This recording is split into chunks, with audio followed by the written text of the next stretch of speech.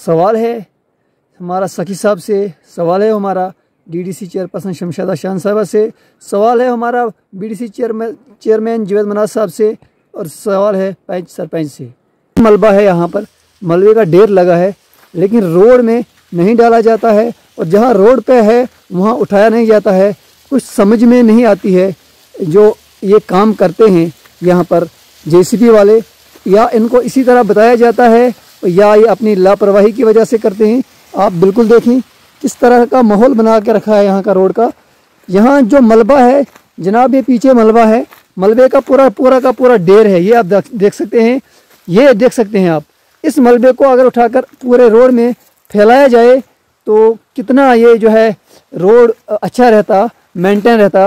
Road maintain करने के लिए जो है जेसीबी को भेजा जाता है, लेकिन जेसीबी वहाँ पर थोड़ा सा मलबा उठाती है, जहाँ थोड़ा स्लाइड आ जाए, बारिश की वजह से थोड़ा मलबा रोड पे आ जाए, उसको थोड़ा सा हटाती है और बाद में चली जाती है। आपको मैं पूरा आगे का सीन दिखाता हूँ, आप देखते रहिए। ये देखो रोड में कितने पत्थर रखे हैं, ये देखिए किस तरह यहाँ पर जो है गाड़ी चलेगी और गाड़ी का क्या हाल होगा। और ये देखिए पीछे मलबा कितना है, इस मलबे को बिल्कुल टच भी नहीं किया है, थोड़ा सा टच नहीं किया है बस। जनाब आप ये देखिए आप कैसी सिचुएशन है। जेसीबी कल ही यहाँ से जो है वापस गई है, और यहाँ आप सिचुएशन देख सकते हैं, पूरा नाला, और नाला इससे साफ रहता है।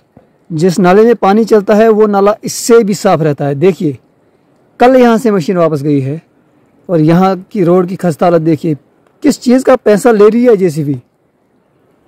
सवाल है हमारा सखी साहब से, सवाल है हमारा डीडीसी चेयरपर्सन शमशादा शान साहबा से, सवाल है हमारा बीडीसी चेयरमैन जवेद मनाज साहब से, और सवाल है पंच सरपंच से।